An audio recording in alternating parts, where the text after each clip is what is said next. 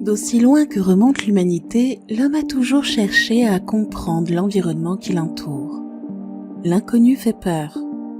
Il a donc entrepris de découvrir le sens de la vie, le pourquoi de notre existence, notre rôle sur Terre, la vie après la mort, les phénomènes météorologiques, la naissance de la Terre ou encore la création de l'univers.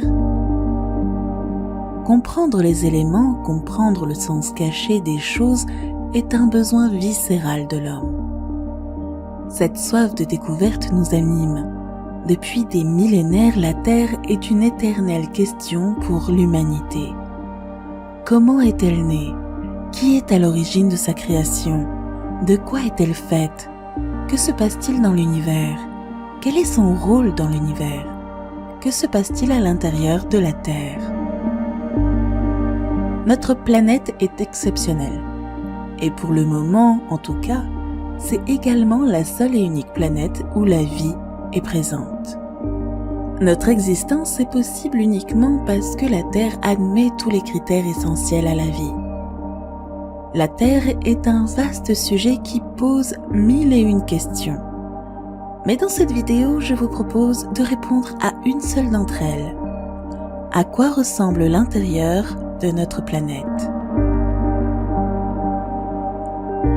Pour cela, je vous propose un voyage, une expérience absolument incroyable, un voyage dont vous êtes le héros avec un grand H. Vous allez devenir géologue et parcourir toutes les couches de la Terre jusqu'à atteindre son noyau. Le centre de la Terre est notre objectif. Vous allez monter à bord d'une capsule.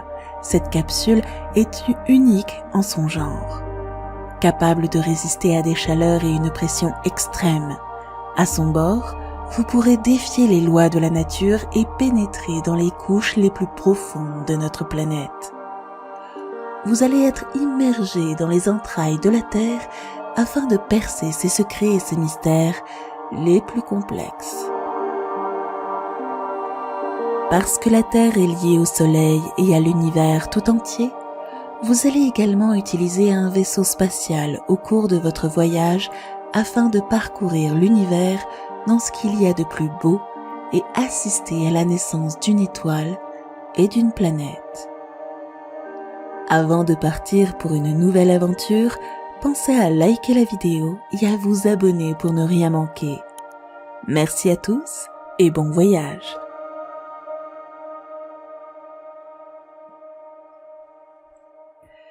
Si aujourd'hui, avec les dernières générations de télescopes, on voit très loin, les spécialistes estiment que l'on ne distingue que 10% de la matière de l'univers.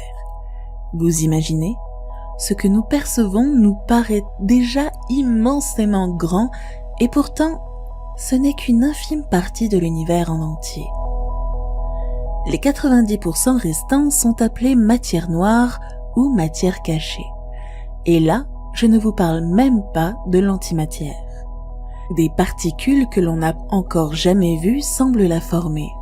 Finalement, nous sommes un petit grain de poussière dans l'univers. Ensemble, montons là-haut, dans notre galaxie. Voyageons un peu dans l'espace pour comprendre l'environnement dans lequel gravite la Terre et voir combien l'univers est beau et impressionnant.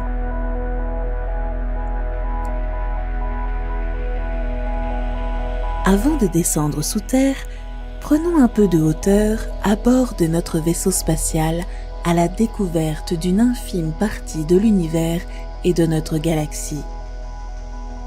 La montée est toujours impressionnante et un peu déstabilisante. Accrochez-vous. Voilà, nous sommes stabilisés. Nous voici dans l'espace. Regardez comme c'est magnifique. Vous pouvez voir les étoiles, les planètes, les galaxies. Vous pouvez en apercevoir quelques-unes, mais sachez que les scientifiques estiment que l'univers en contiendrait au moins 2 trillions. Plus nous portons loin notre regard dans l'univers, plus nous voyons de galaxies. Une galaxie, c'est une énorme collection de gaz, de poussière, de milliards d'étoiles et de leurs systèmes stellaires qui tournent autour d'un point. Le tout est maintenu ensemble par la gravité. Si certaines galaxies existent seules, d'autres font partie d'ensembles plus grands. On les appelle des groupes, des amas et des superamas. C'est le cas de notre galaxie, la Voie lactée.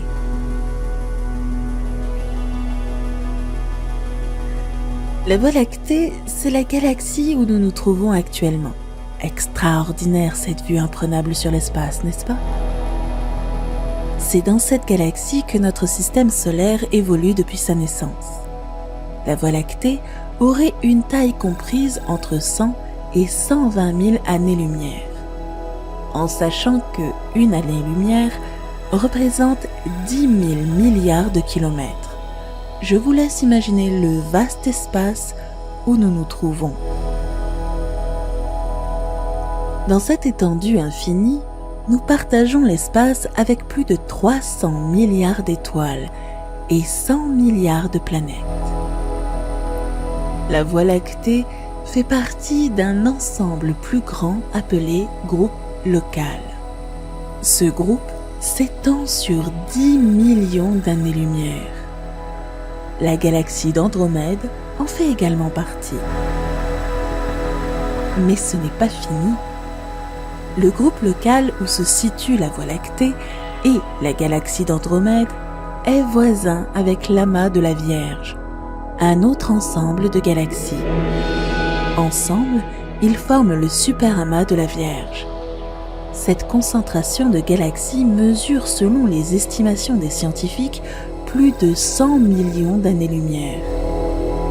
Le superamas de la Vierge intègre un autre ensemble, l'Aniakea, un superamas encore plus grand qui compte quant à lui plus de 100 000 galaxies.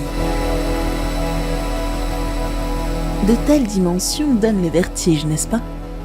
C'est à cet instant précis où l'on se sent tout petit face au monde qui nous entoure. Avant de partir, je vous laisse admirer la beauté de l'univers. Le temps semble s'arrêter. Les lumières dansent. C'est une véritable poésie qui se joue dans l'espace.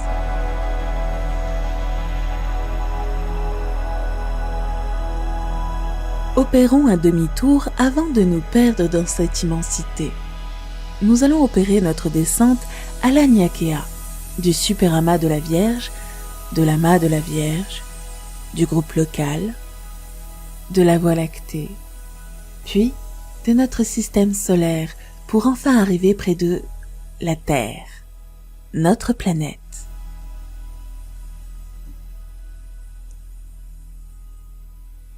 Notre projet dans ce voyage, c'est de découvrir les profondeurs de notre planète. De quoi est-elle composée et quels sont les phénomènes qui ont lieu dans les entrailles de la Terre. Mais avant cela, nous devons définir ensemble un point essentiel. Qu'est-ce qu'une planète? Vaste question, non? Tous les scientifiques ne sont d'ailleurs pas toujours d'accord sur le sujet et le débat reste aujourd'hui ouvert. Mais cela ne va pas nous empêcher de tenter de trouver des éléments de réponse. Au fil de nos avancées technologiques, nous progressons également dans nos découvertes. Les nouvelles exoplanètes, c'est-à-dire les planètes qui se trouvent en dehors de notre système solaire, montrent de nouvelles caractéristiques et chamboulent quelque peu notre vision des planètes. Il faut dire qu'elles sont parfois bien éloignées du voisinage terrestre que nous avions coutume d'étudier jusqu'ici. Même si la définition est complexe et qu'il n'est pas toujours facile de mettre tout le monde d'accord, il a bien fallu faire des choix. L'Union astronomique internationale a donc tranché. Elle a posé des critères de base afin de définir ce qu'est une planète et ce qui ne l'est pas. Pour être nommée comme telle, voici les critères auxquels doivent répondre les planètes. Critère numéro 1. Elle est en orbite autour d'une étoile. Critère numéro 2. Elle ne partage pas son orbite avec d'autres astres et corps célestes. Critère numéro 3. Sa masse est suffisante afin de remplir les conditions de gravitation nécessaires pour qu'elle soit en équilibre hydrostatique. Critère numéro 4. Elle a une forme quasiment sphérique. Certains astrologues ajoutent également qu'une planète ne brille pas par elle-même. C'est l'étoile qui produit la lumière et éclaire l'astre en question. La Terre remplit bien entendu tous ces critères et fait donc indiscutablement partie de la joyeuse famille des planètes du système solaire aux côtés de 7 autres voisines, que sont Mercure, Vénus, Mars, Jupiter, Saturne, Uranus et Neptune. Pluton a été déclassé en tant que planète naine et n'est plus considérée comme une véritable planète depuis quelques décennies. Les astronomes ont découvert la ceinture de Kuiper il y a quelque temps. Il se trouve que Pluton se situe au-delà de l'orbite de Neptune et que celle-ci est composée de petits corps glacés dont Pluton ferait justement partie. Elle est simplement plus grosse que les autres. Avez-vous remarqué que nos 8 planètes sont uniques et en même temps très similaires les unes des autres? Nous pourrions presque dire que celles-ci forment une famille. Une famille comme on l'entend dans le genre humain. Chaque membre a des gènes communs, mais chacun a ses propres caractéristiques qui le différencient des autres.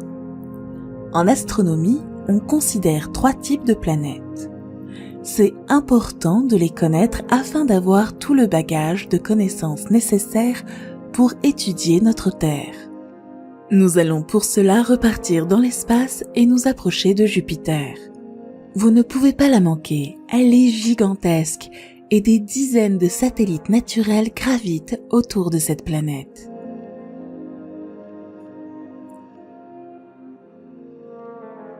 Les planètes géantes gazeuses sont, comme leur nom l'indique, des planètes assez volumineuses mais peu denses.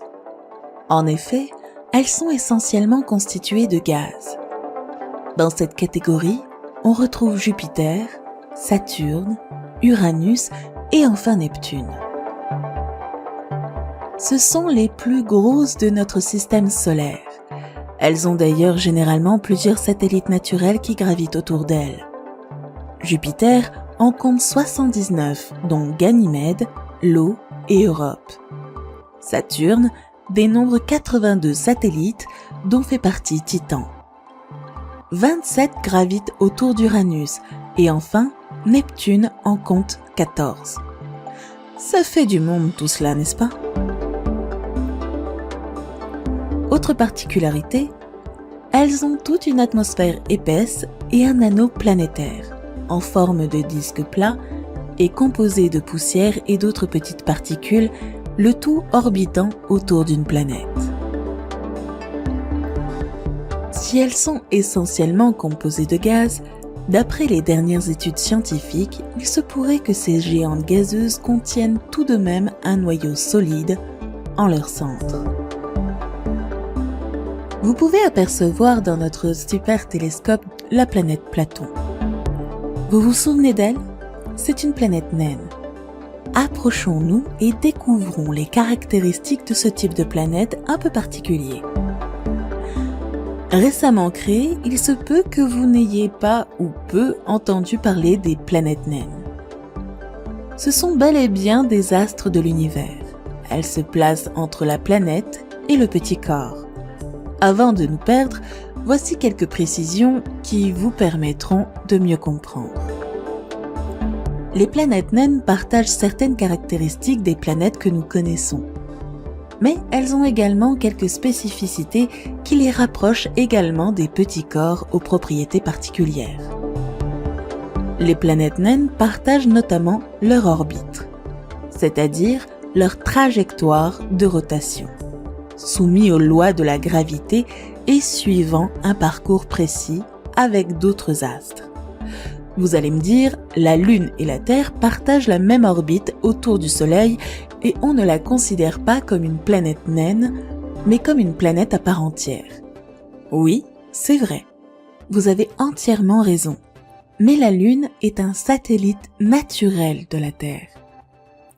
Cependant, ce n'est pas le cas pour les planètes naines. Elles partagent leur orbite avec d'autres astres, des astéroïdes principalement. Celles-ci partagent leur orbite avec la planète naine, mais elles ne gravitent pas autour de la planète naine. Vous voyez la nuance ? On dénombre 5 planètes naines. Cérès, découverte en 1801, Pluton en 1930, Érès en 2003, Oméa en 2004 et enfin Makemake en 2005.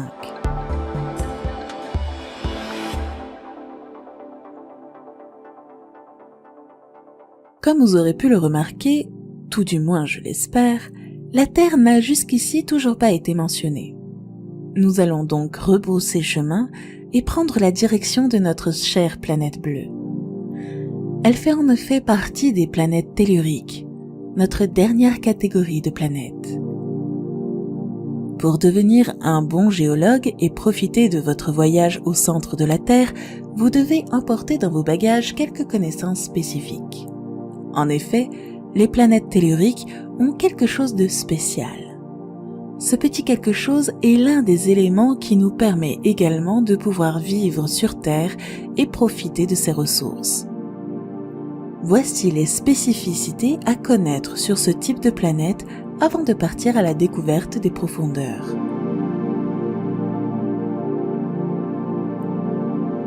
Que peut bien signifier le terme planète tellurique ? Si je vous dis que tellurique vient du latin qui signifie sol, cela vous met-il un peu sur la voie ? Ce sont en effet des planètes constituées de roches et de métaux essentiellement, et qui possèdent donc une surface solide. Un sol en somme. Si l'on veut être plus précis dans la définition des planètes telluriques, il faut également ajouter que celles-ci sont constituées de roches solides et qu'elles présentent différentes enveloppes solides emboîtées les unes sur les autres.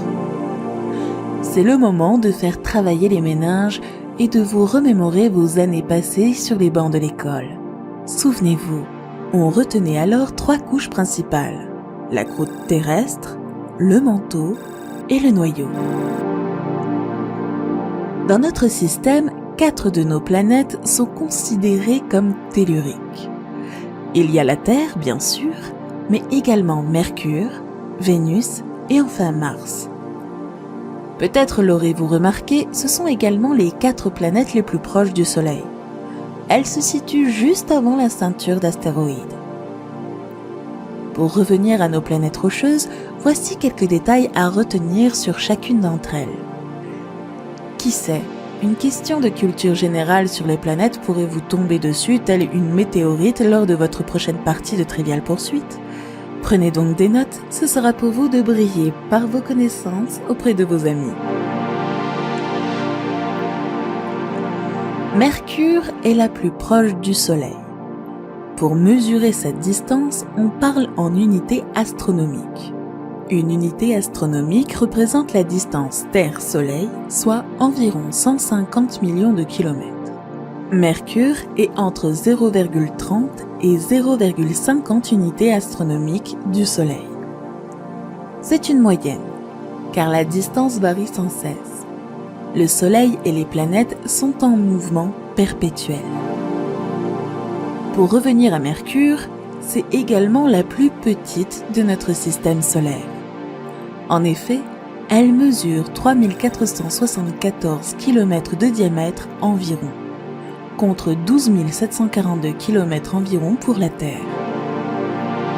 Elle met seulement 82 jours environ à faire le tour du Soleil. Elle tourne également sur elle-même 3 fois pendant qu'elle tourne 2 fois autour du Soleil. Un jour sur Mercure, c'est 2 mois sur Terre. En admettant que vous ayez 42 ans, Sur Mercure, vous auriez déjà 2519 ans. Autre particularité de cette planète, elle n'a aucun satellite naturel, comme la Lune et la Terre par exemple. Elle n'a pas non plus d'atmosphère. Ses températures sont extrêmement variables, de moins 172 degrés Celsius à 427 degrés Celsius. Le jour est brûlant et les nuits sont glaciales. L'eau est un élément important dans l'observation des planètes pour les scientifiques et les astrologues. On sait aujourd'hui que Mercure a de la glace au niveau des pôles. Enfin, côté relief, comme vous pouvez le voir, Mercure est touché par de nombreux impacts de météorites. C'est ce qui explique les nombreux cratères que l'on retrouve à sa surface.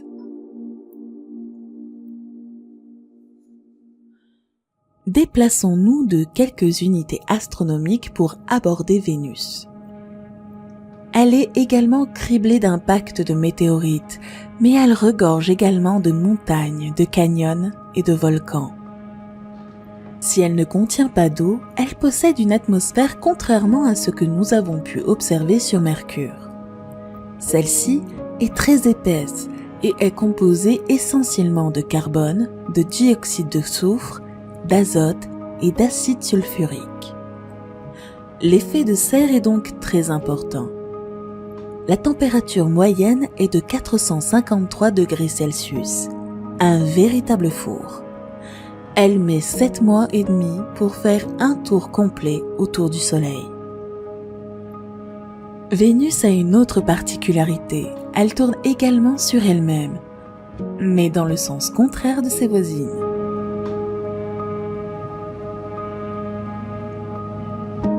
La planète Mars est composée d'un sol d'hématite. C'est ce qui lui donne sa couleur rouge. L'hématite est très chargée en oxyde de fer. Elle a de nombreux cratères, mais également de la glace au niveau des pôles, tout comme Vénus. Elle intéresse depuis quelques années les scientifiques en raison de la composition de son atmosphère. Elle est sensiblement similaire à la nôtre, puisqu'elle contient, elle aussi, de l'azote, du dioxyde de carbone, de l'argon et de l'oxygène. L'écart de température est cependant plus important que sur Terre. Si la plus élevée culmine à seulement 37 degrés Celsius, la plus basse descend à moins 123 degrés Celsius. Elle est également marquée par des vents plutôt violents. La vie sur Mars n'est donc pas envisageable pour tout de suite au vu des conditions climatiques. Pour terminer, sachez également que Mars possède non pas un, mais 2 satellites naturels qui répondent au doux nom de Phobos et Deimos.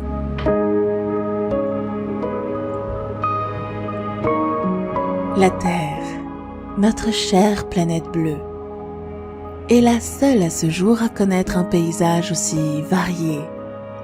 Montagnes, volcans, forêts, plaines, océans.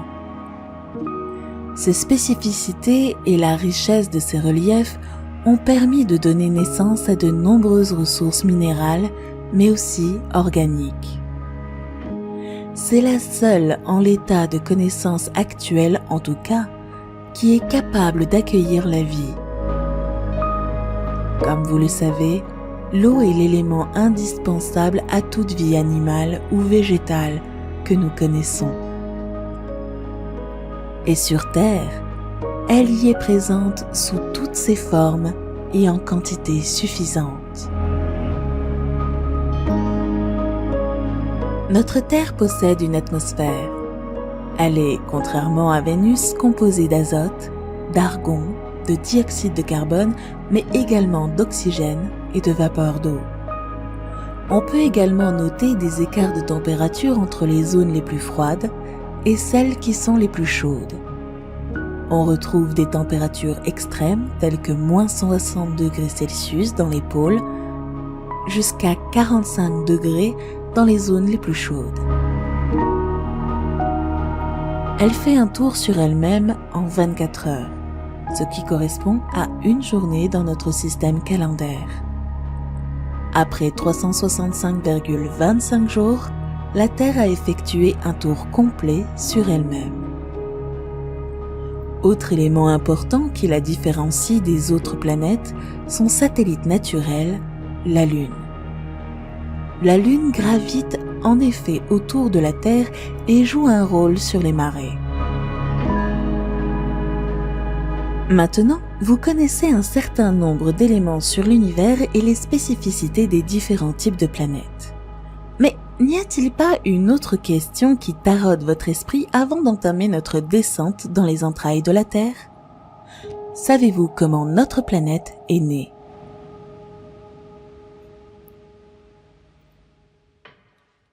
Notre système solaire est, comme son nom vous le laisse deviner, lié au Soleil. Les planètes de notre système gravitent autour du Soleil. Mais vous est-il déjà arrivé de vous demander pourquoi? Pourquoi les planètes tournent-elles autour d'une étoile? Pourquoi ne sont-elles pas simplement stables au beau milieu de la galaxie? Pourquoi la Terre tourne-t-elle autour du Soleil et pas autour d'une autre étoile? Pourquoi toutes les planètes du système solaire gravitent-elles autour de la même étoile? Que de mystère, n'est-ce pas? Aimeriez-vous connaître la réponse à toutes ces questions? Alors, accrochez-vous, on embarque pour quelques instants dans les cieux pour un petit voyage dans le temps.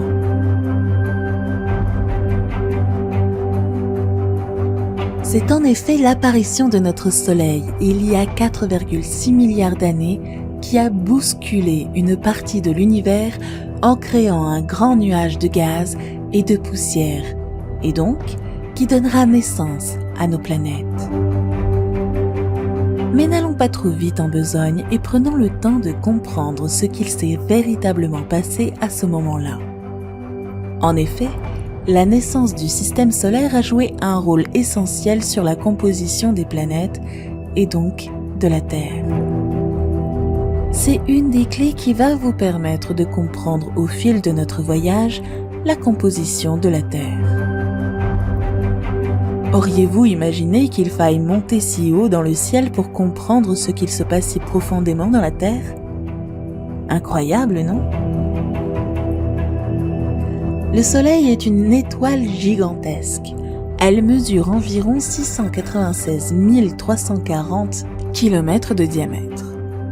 Alors, que s'est-il passé il y a 4,6 millions d'années dans les cieux? Comment un phénomène d'une telle ampleur a-t-il pu voir le jour? Nous allons assister à la naissance d'une étoile. C'est Emmanuel Kant et Pierre-Simon de Laplace qui, au XVIIIe siècle, développent cette idée de nébuleuse solaire. Kant, de nationalité prussienne, est un grand penseur du XVIIIe siècle. Il s'intéresse entre autres à l'anthropologie, la philosophie, la politique, la métaphysique et la cosmologie. Il est considéré comme l'un des pères fondateurs de la théorie de la nébuleuse solaire. C'est en conjuguant les savoirs et les outils de différentes disciplines, notamment l'astronomie, la physique, la géologie et la planétologie, que l'hypothèse de la nébuleuse a pu voir le jour. Elle est encore admise aujourd'hui et permet d'expliquer et comprendre de nombreux phénomènes cosmiques, notamment la formation des étoiles. Selon cette hypothèse, les étoiles se forment au beau milieu de vastes régions gazeuses et poussiéreuses appelées nébuleuses. Ces nuages denses contiennent également de l'hydrogène moléculaire. L'hydrogène, c'est le principal composant du Soleil et de la grande majorité des étoiles. C'est d'ailleurs de cette molécule que provient également l'énergie produite par les étoiles. La fusion thermonucléaire de l'hydrogène est une réaction au cours de laquelle deux noyaux s'assemblent pour créer un noyau plus lourd. L'hydrogène constitue finalement en grande partie la matière interstellaire ou intergalactique. Il fait partie de la composition de la majorité des planètes géantes, sous forme métallique par exemple, au cœur de Jupiter et de Saturne, mais également sous la forme de dihydrogène solide, liquide ou gazeux, dans leur couche externe. Sur Terre, on le retrouve à l'état d'eau liquide, solide, glace, ou gazeuse, vapeur d'eau.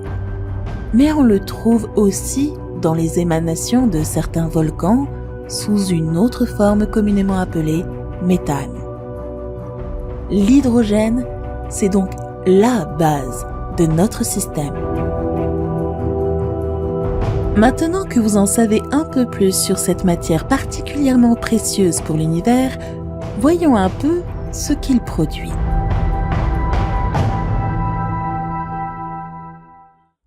Observez maintenant ce qui se passe au sein des nébuleuses.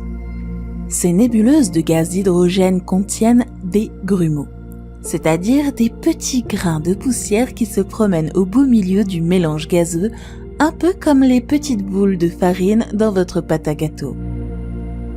Ces nébuleuses sont toujours en mouvement et gravitationnellement instables. Ce processus d'instabilité gravitationnelle, appelé également instabilité de Jean, en hommage à son découvreur, se caractérise par une surdensité de la matière. La densité est de plus en plus importante au fil des mouvements, car le nuage de gaz et de poussière chargé en hydrogène emmagasine alors chaque fois un peu plus de matière, les grumeaux.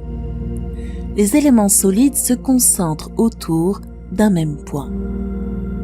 Lorsque la densité atteint un certain seuil, la pression interne du nuage ne contrebalance plus la pression externe subie par ce dernier. La matière qui s'est amalgamée en petits amas au sein du nuage tombe. Ces amas s'effondrent et dans leur chute, ils forment une étoile. Autour de cette étoile, un disque protoplanétaire apparaît. Proto signifie le premier. Ce sont donc les prémices d'une planète. Pour simplifier et clarifier un peu les choses, ce disque est formé de gaz et de poussière.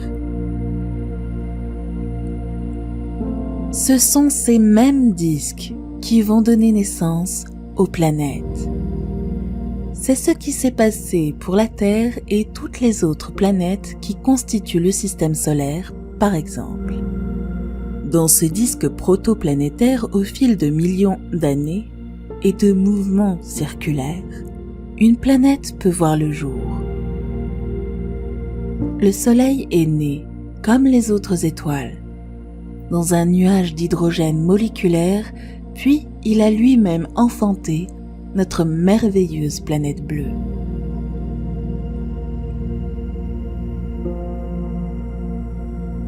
Il aura tout de même fallu quelques dizaines de millions d'années pour que la magie opère et donne naissance aux planètes de notre système solaire. Elles sont formées de la même matière et constituées des mêmes atomes puisqu'elles sont issues de la même réaction stellaire et pourtant, vous avez pu le voir, elles peuvent être bien différentes les unes des autres. Le phénomène se déroule il y a 4,5 milliards d'années. Le disque autour du Soleil, rappelez-vous, est constitué de grains de poussière.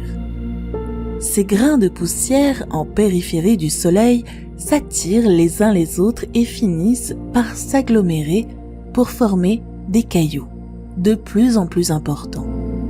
C'est pour cette raison que la taille des planètes peut être très variable. Mercure est bien plus petite que Jupiter, par exemple. Mais pour que la Terre devienne telle que nous la connaissons aujourd'hui, il a fallu attendre encore 500 millions d'années et quelques phénomènes supplémentaires. Notre planète va rencontrer d'autres corps, notamment des astéroïdes, c'est-à-dire des objets célestes qui gravitent dans l'espace composé de roches, de métaux et de glace, et des météorites. Lorsqu'un astéroïde qui entre dans l'atmosphère est appelé météore, mais lorsque celle-ci a résisté à l'échauffement et la désintégration et qu'elle parvient au sol, on l'appelle alors une météorite. La Terre est bombardée de toutes parts. Ces chocs d'impact avec des astéroïdes libèrent énormément d'énergie et produisent inévitablement de la chaleur. Beaucoup de chaleur. Dans sa jeunesse, la température de la Terre était supérieure à 2000 degrés Celsius. Impressionnant, non? Mais ce n'est pas tout. À ce moment-là, la Terre est magmatique. Il n'y a alors aucun océan ni continent. Cependant, l'activité volcanique est très intense en surface et les bombardements de météorites perdurent. Le phénomène produit alors des gaz et ce sont ces gaz qui vont constituer au fil du temps notre atmosphère terrestre. Ensuite, la gravité force les éléments les plus lourds, comme le fer et le nickel, à migrer au centre de la Terre, tandis que les éléments les plus légers migrent quant à eux vers la surface pour constituer le manteau. Ce dernier se solidifie, tout comme une partie du noyau.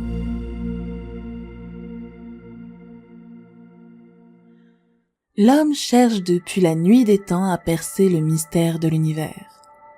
Au départ, l'humanité s'est d'abord penchée sur la question de la Terre, puis a étendu son champ d'investigation à l'échelle de l'univers. Tout commence au VIe siècle avant Jésus-Christ. De grands noms de l'histoire et de la philosophie se sont interrogés sur le monde. Thalès, Anaximandre, Pythagore, Platon ou encore Aristote cherchent à percer les mystères de l'environnement qui nous entoure. Sans aucun outil scientifique, nous sommes encore bien loin des inventions technologiques de pointe.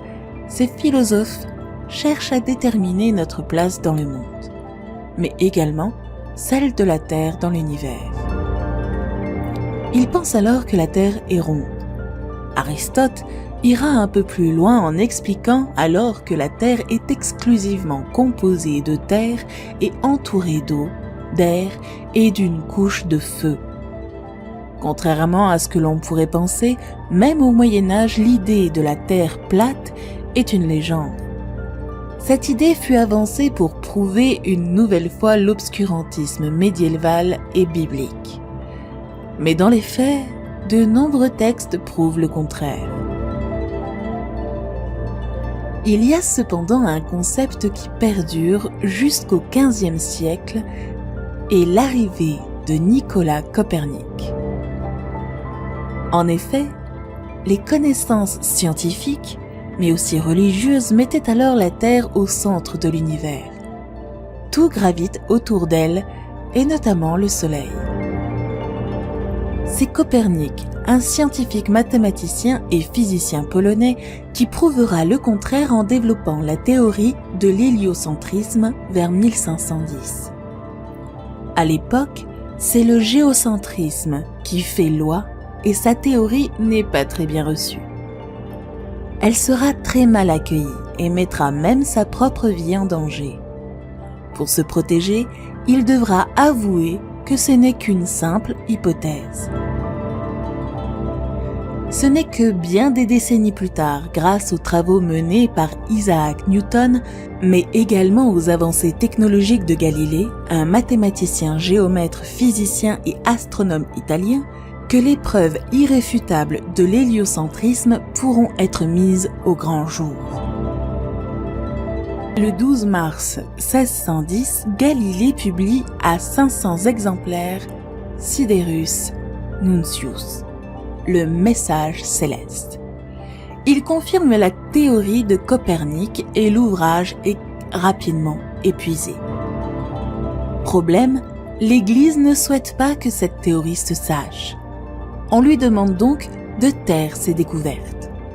Ce concept fut l'objet d'interdits religieux en 1616. Le philosophe Giordano Bruno, adepte de Copernic, a été brûlé en place publique pour hérésie. On ne rigole pas avec ces choses-là à l'époque. Galilée subit également un procès et décide d'abjurer de sa thèse pour ne pas être condamné.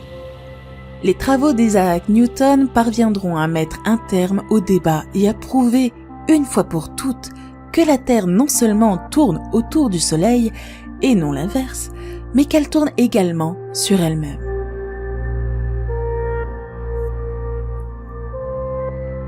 Pour la petite anecdote, malheureusement, Copernic ne saura jamais qu'il avait raison.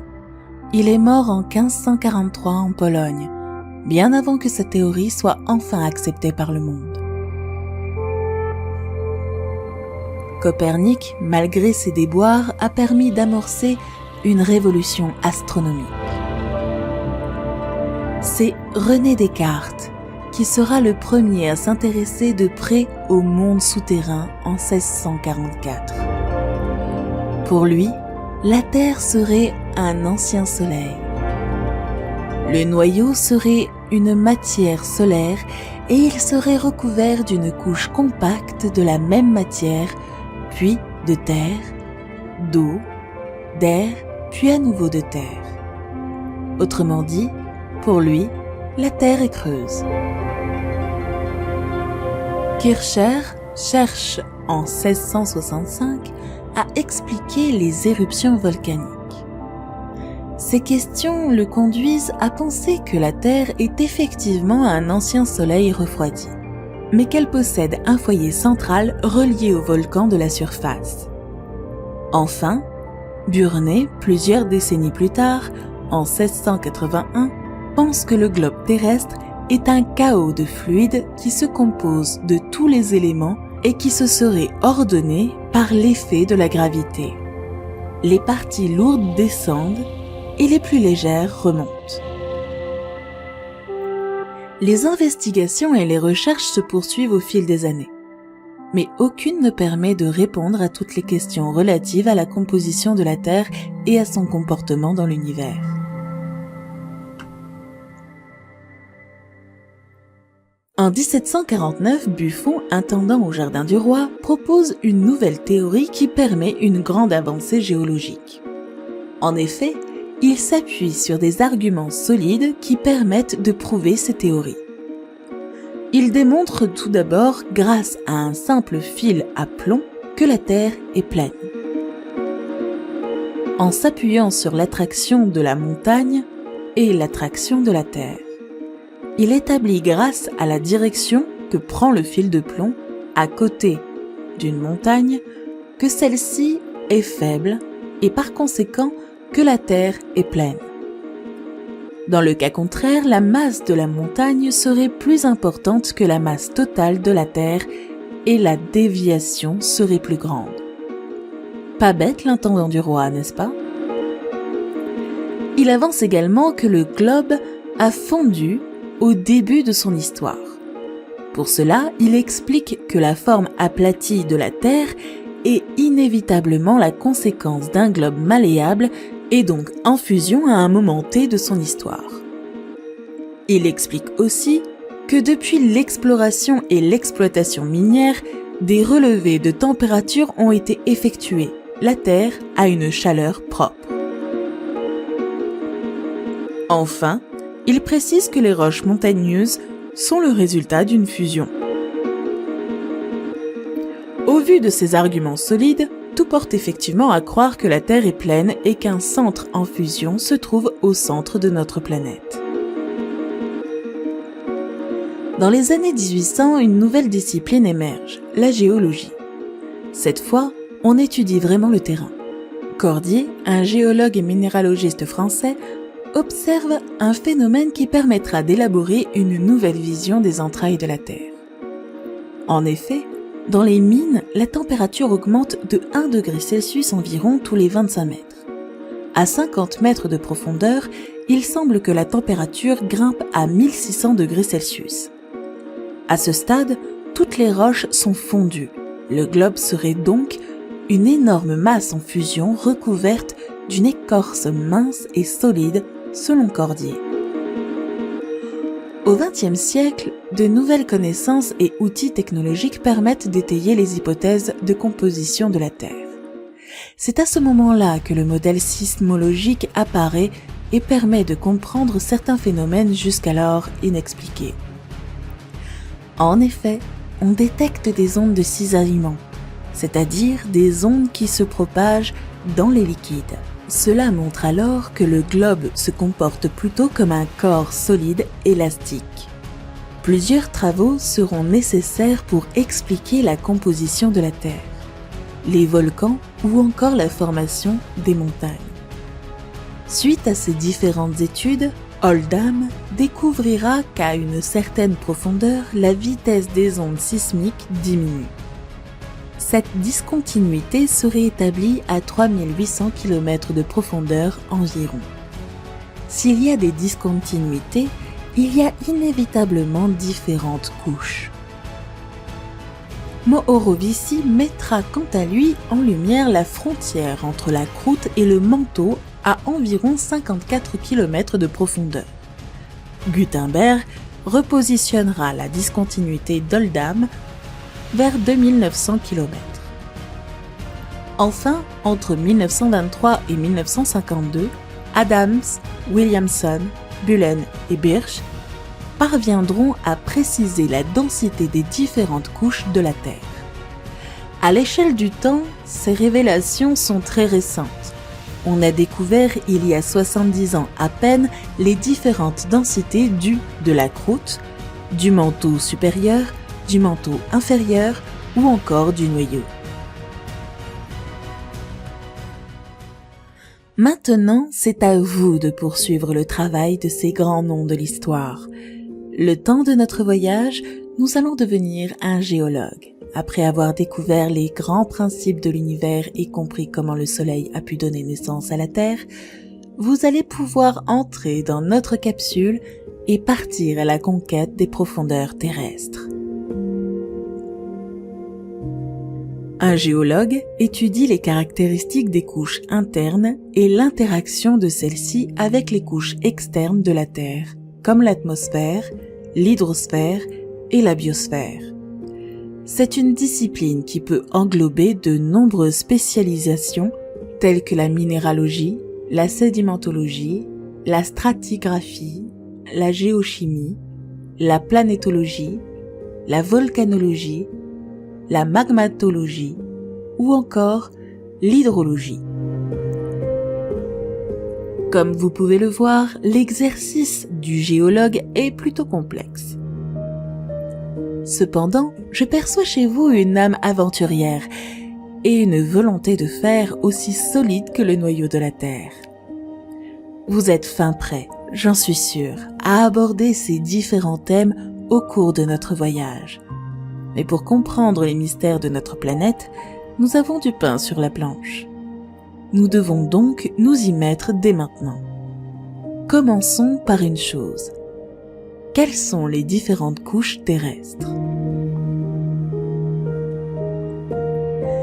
À l'école, on a peut-être pu vous apprendre les bases. La Terre est composée de 3 couches principales, la croûte, le manteau et le noyau. Chacune de ces couches a sa propre structure, son épaisseur et sa température. Son état peut être solide, visqueux ou liquide. Mais en tant que futur géologue, vous imaginez bien que vous n'allez pas vous arrêter là. Il va falloir remonter les manches et creuser les choses un peu plus en profondeur. Vous allez vous apercevoir que la croûte se décline en 2 couches distinctes, tout comme le manteau et le noyau. Chacune de ces sous-parties a ses spécificités et a un rôle à jouer dans la vie de notre planète. Vous souhaitez toujours découvrir l'intérieur absolument incroyable de la Terre ? Alors prenez place à bord, attachez vos ceintures, c'est parti.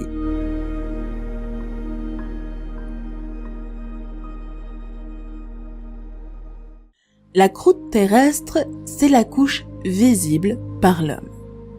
C'est donc tout naturellement par elle que nous allons débuter notre voyage.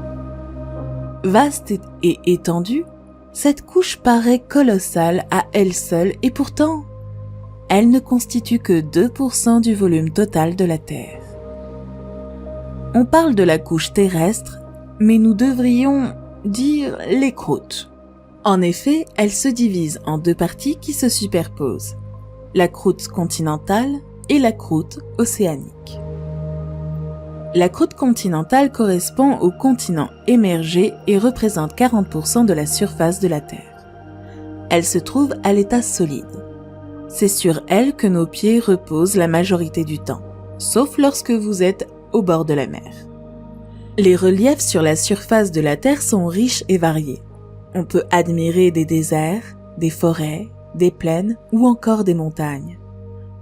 Dans ces reliefs, on peut également trouver des sources d'eau douce ou d'eau salée.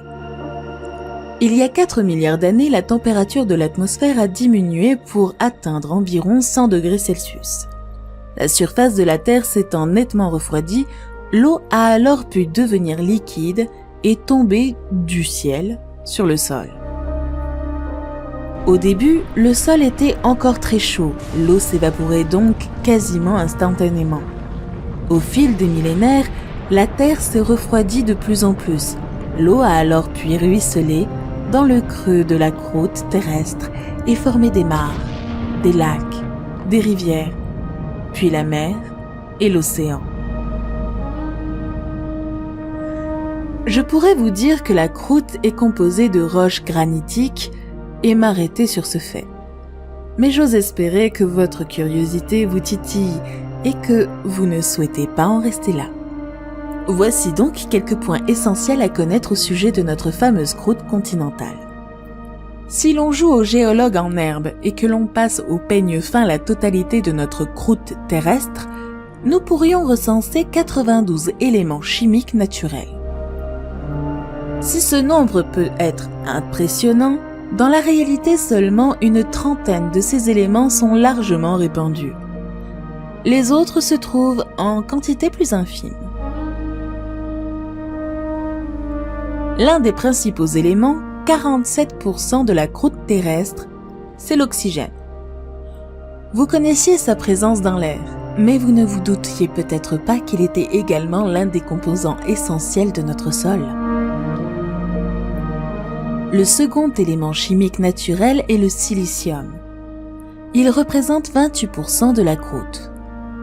Viennent ensuite l'aluminium, 8%, le fer, 5%, le calcium, 3,6%, le sodium, 2,8%, le potassium, 2,6% et enfin le magnésium, 2,1%. Ces 8 composants majeurs représentent à eux seuls 98,5% de l'écorce terrestre. Les 80 autres composants, les 1,5% restants, comme le carbone à 0,048%, dans ces composants chimiques naturels, on retrouve également les métaux précieux. La quantité d'or, par exemple, est estimée à 0,003% de la croûte terrestre. Selon le relief, les dimensions de la croûte peuvent varier. Sous les plaines, elle peut être de 15 à 30 km. Mais sous les plus hautes chaînes de montagnes, elle peut dépasser les 70 km.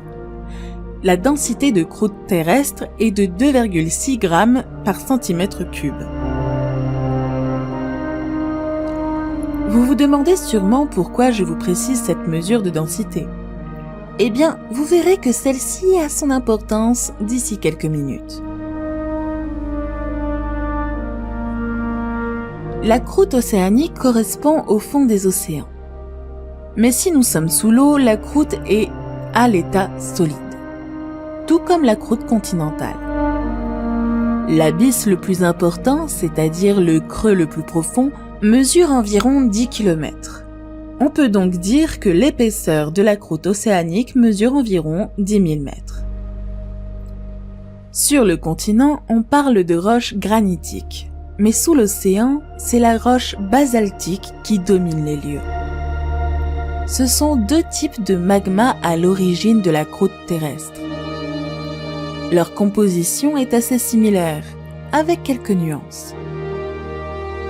Le magma basaltique contient entre 45 et 55% de dioxyde de silicium, tandis que le magma granitique en contient entre 65 et 75%.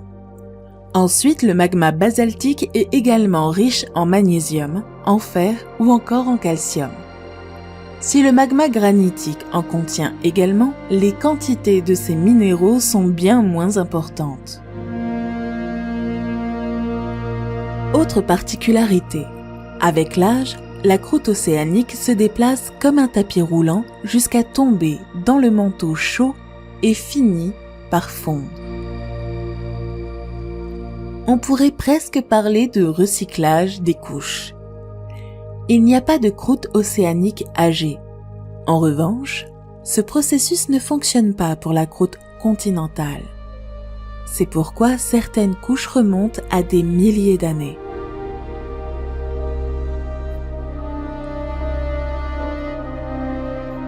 C'est important de préciser aussi que la croûte océanique est bien moins épaisse que la croûte continentale. Et pourtant, elle est bien plus dense, 3 grammes par centimètre cube. Cette différence de densité favorise de nombreux phénomènes naturels sur et sous la surface de la Terre. Contrairement au continent, la croûte océanique flotte à peine sur le manteau. L'équilibre naturel des deux croûtes permet une flottaison sur le magma. Vous comprenez maintenant l'importance de cette variabilité de densité entre les deux croûtes ? Ce phénomène nous amène la place des plaques tectoniques dans la constitution de la Terre. Les plaques tectoniques forment la croûte océanique. Ce sont leurs mouvements qui modèlent son apparence continuellement. On comptabilise environ 12 plaques tectoniques principales et 40 plaques secondaires. Ces plaques flottant sur le magma mesurent près de 100 km d'épaisseur. Elles bougent de quelques centimètres par an à 2500 km environ de profondeur. Si l'on peut établir une moyenne, les plaques ne bougent pas toutes au même rythme. La plaque située dans la Cordillera del Ártico a le taux de vitesse le plus faible, moins de 2,5 cm par an, tandis que celui du Pacifique oriental, près de l'île de Pâques, dans le Pacifique Sud, à 3400 km à l'ouest du Chili, a le taux de déplacement le plus rapide, plus de 15 cm par an. Ces mouvements ont donné lieu à la dérive des continents et modifient le relief de la lithosphère. Mais ils sont également responsables de nombreux phénomènes naturels, notamment les séismes. Mais alors, comment de tels mouvements sont-ils possibles ? La lithosphère, dont la croûte fait partie, est rigide, mais elle repose sur l'asténosphère, partie supérieure du manteau. Cette dernière est dite ductile, c'est-à-dire qu'elle a une grande capacité à se déformer. Comme un élastique, elle peut se tendre fortement, jusqu'à ce qu'une pression trop forte soit exercée et provoque bien sûr la rupture. Ici, le phénomène est sensiblement similaire. La rupture du manteau survient lorsqu'un défaut critique se propage. Cette aptitude à se déformer permet à la Terre d'évacuer sa chaleur interne à la surface. Ces questions, même pour les plus grands géologues, sont un véritable casse-tête. Il y a encore quelques années, les scientifiques avaient un semblant de réponse. Malheureusement, il y a 50 ans environ, la théorie de la tectonique des plaques a été abandonnée. Depuis, le mystère court toujours. Mais les chercheurs ne lâchent rien et comptent bien résoudre le mystère. Récemment, entre 2018 et 2019, une étude a été menée précisément sur ce phénomène. Le groupe de scientifiques a réalisé la Terre dans un modélisme quasi parfait. Leur but, reproduire 1,5 milliard d'années d'évolution de la planète. Durant 9 mois, ils ont mis au point un supercalculateur afin de se rapprocher au plus près de la réalité de l'évolution de notre planète. Nous sommes encore loin d'avoir percé le mystère, mais cela nous a tout de même permis de comprendre un certain nombre d'éléments. Ils sont parvenus notamment à identifier l'influence des 2/3 de la surface sur l'intérieur de la Terre. En deçà, les rôles sont inversés. et la partie inférieure influe sur la partie supérieure des couches terrestres. De nombreuses études sont encore menées sur les résultats obtenus dans le cadre de ce projet. Il pourrait par exemple expliquer la naissance et la mort des dorsales océaniques, chaînes de montagnes sous la mer. Comment s'initie la subduction, phénomène où la plaque passe sous une autre plaque de densité plus faible, ou encore expliquer l'apparition des panaches, roches anormalement chaudes provenant du manteau terrestre. On sait également que l'évacuation de la chaleur du noyau de la Terre vers la surface serait responsable du mouvement des plaques. Mais cela, nous aurons l'occasion de l'étudier lorsque nous aurons atteint la zone du manteau de la Terre. Pour le moment, poursuivons notre étude de la croûte océanique. Elle peut atteindre -2 degrés Celsius dans les pôles. En deçà, l'eau salée se transforme en glace. À la surface, la mer peut atteindre les 32 degrés Celsius. Mais dans les profondeurs de l'océan, elle peut monter bien plus haut jusqu'à 1000 degrés Celsius. Incroyable, me direz-vous? Pas tant que ça. Le mouvement des plaques tectoniques forme ce que l'on appelle des cheminées hydrothermales. Lorsque deux plaques s'écartent, elles créent des fissures. De ces fissures s'échappent des nuages gorgés d'eau de mer en ébullition et des minéraux contenant notamment du soufre, du calcium ou encore du silicium. Ces geysers ne se situent pas n'importe où dans l'océan. Ils se trouvent uniquement sur les dorsales océaniques, les chaînes de montagnes sous-marines. C'est donc à cet endroit précis que le magma va remonter à la surface et former une chambre magmatique. Ces cheminées permettent d'évacuer la chaleur emmagasinée dans la Terre. Le magma est à 1200 degrés Celsius environ. Il sort dans une eau à 2 degrés Celsius. C'est l'écart aussi important entre les deux qui provoque une pression extrême et génère un geyser. Sous l'océan, au point plus proche du foyer des cheminées hydrothermales, la température peut dépasser les 1000 degrés Celsius. C'est autour de ces fameuses cheminées hydrothermales que la vie aurait pu naître. Maintenant que vous savez tout ce qu'il y a à savoir sur les deux types de croûtes terrestres, vous allez pouvoir embarquer à nouveau dans la capsule pour poursuivre votre descente vertigineuse dans les profondeurs de la Terre. Elle est quasiment invisible et pourtant, elle est bel et bien là, la discontinuité de Mohoroviči. Cette ligne marque le passage entre la croûte et le manteau. Une fois cette barrière franchie, vous allez changer d'univers et découvrir une autre partie cachée de la Terre, le manteau. Le manteau représente près de 84% du volume et 65% de la masse de notre planète. Cette couche s'étend sur près de 2900 km et sa température atteint plus de 1000 degrés Celsius. Alors, à votre avis, le manteau est-il solide, liquide, visqueux ou gazeux? Si je vous disais qu'il n'y a pas une, mais deux réponses à donner. En effet, le manteau est lui aussi divisible en deux couches distinctes, le manteau supérieur et le manteau inférieur. Voyons cela de plus près. Le manteau supérieur s'étend sur 700 km environ. Il est situé juste sous la croûte terrestre que nous venons de traverser. Cette partie du manteau est à l'état solide malgré les températures qui avoisinent les 1000 degrés Celsius. Il est composé essentiellement de péridotite, roches composées d'éléments cristallins tels l'olivine, et les pyroxènes.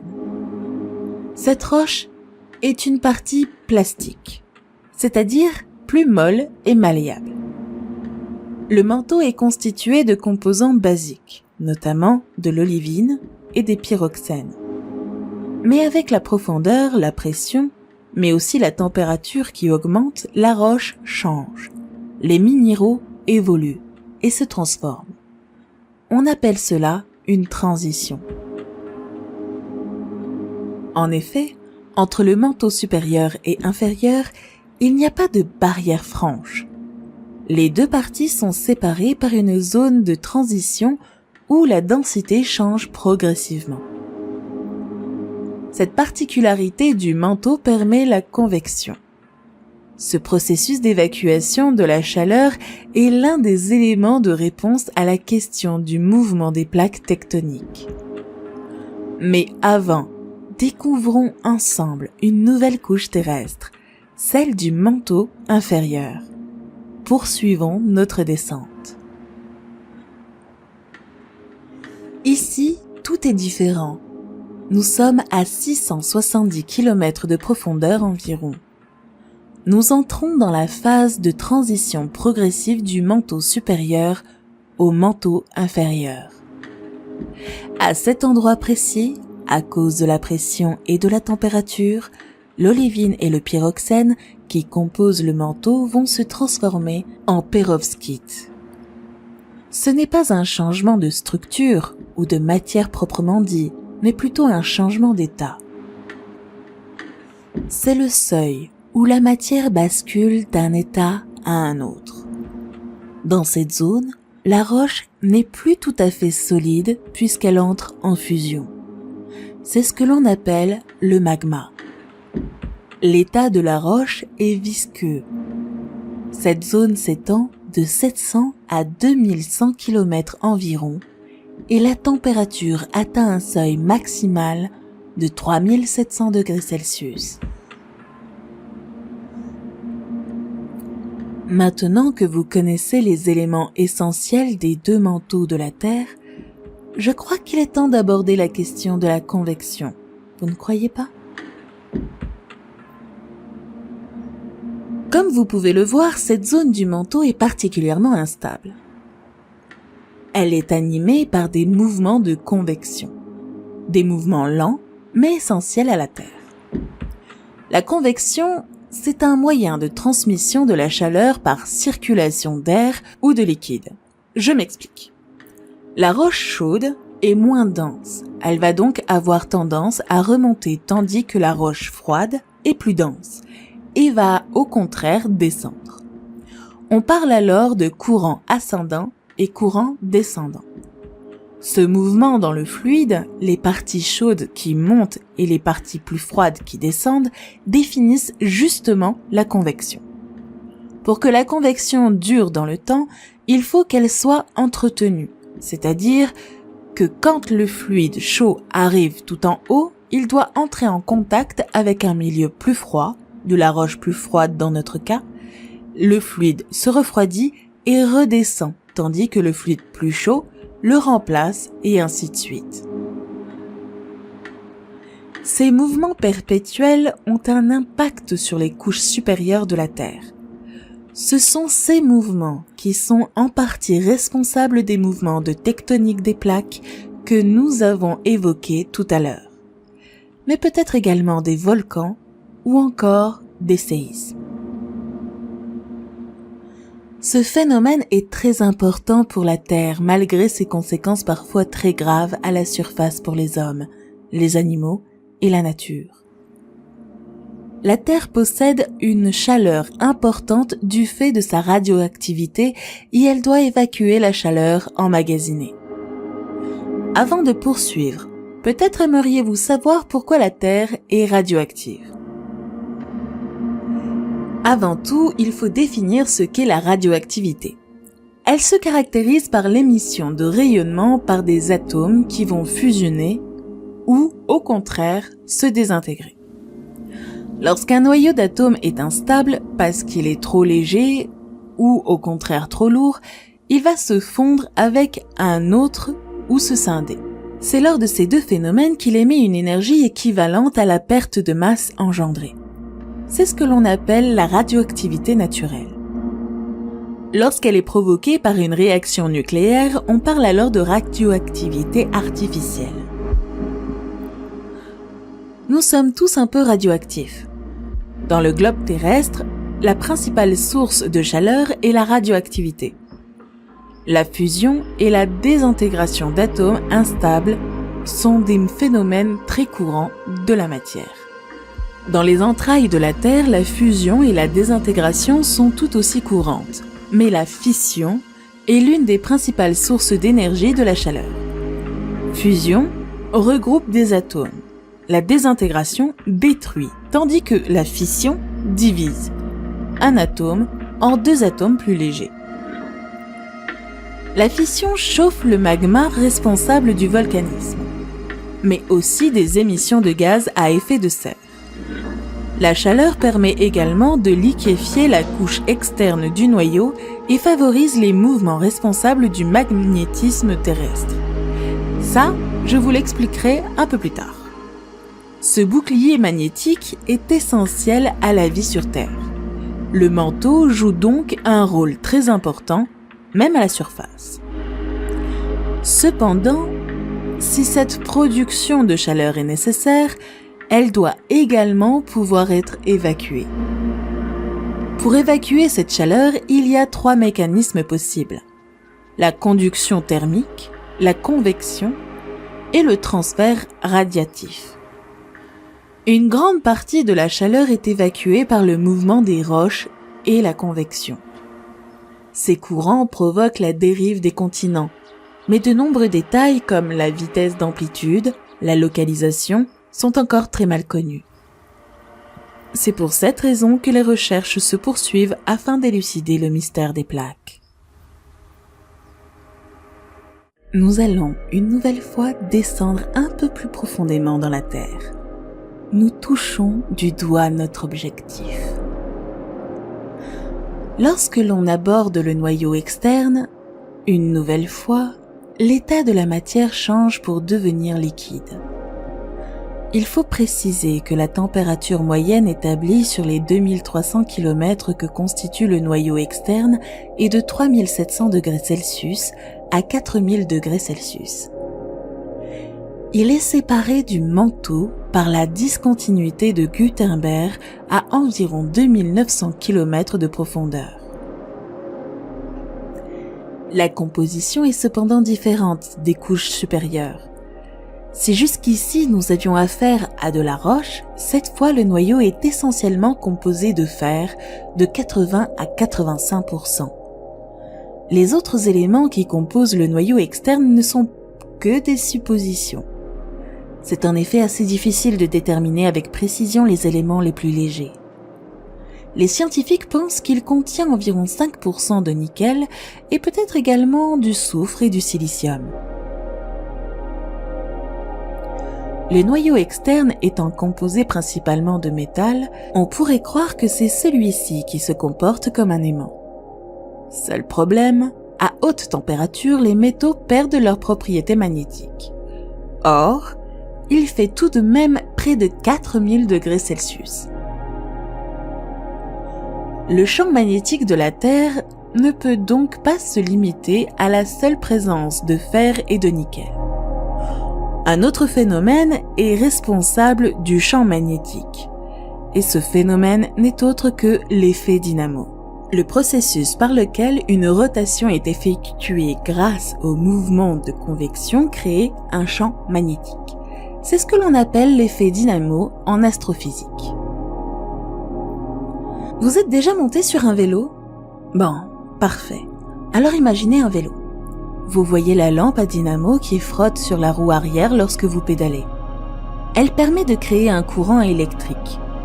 C'est cette électricité produite qui permet d'allumer la lampe. Le processus fonctionne également dans l'autre sens.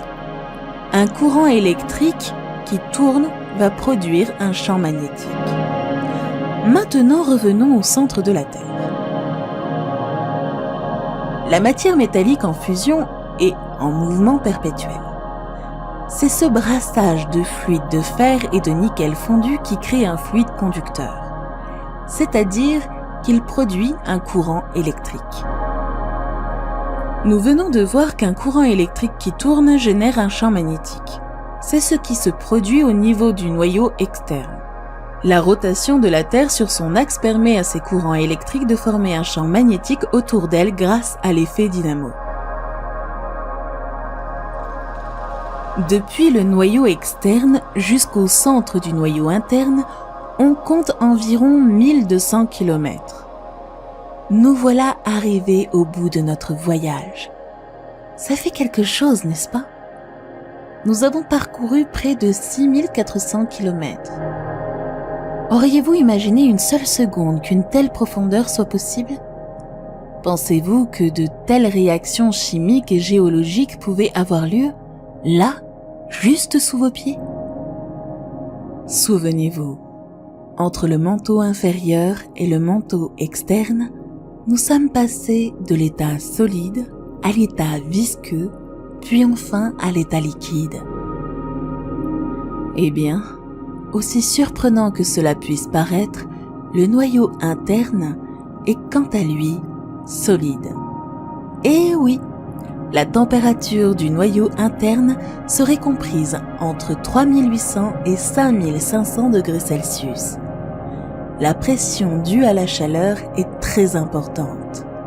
C'est pour cette raison que le noyau interne, que l'on appelle également la graine, est à l'état solide.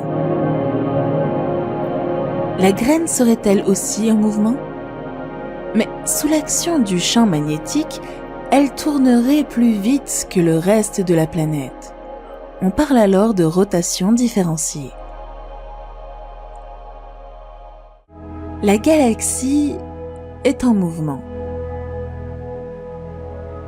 Tout comme le Soleil et les étoiles. Notre planète tourne autour d'elle-même, mais aussi en orbite autour du Soleil lui-même en mouvement. La convection des fluides entraîne elle aussi des mouvements internes. Enfin, le noyau interne tourne également, mais à une vitesse plus importante que la Terre. Il y a de quoi avoir le tournis. Il est temps de remonter maintenant à la surface de la Terre et de parcourir en sens inverse les quelques 6400 km qui nous séparent de la croûte terrestre. Vous pouvez profiter à nouveau de la lumière et de la chaleur du soleil, de l'oxygène et de la protection de l'atmosphère. À travers ce voyage, on comprend finalement que toutes les couches internes et externes de la Terre sont étroitement liées. C'est la combinaison de toutes ces couches qui permet à la Terre de briller par sa beauté et de développer la vie.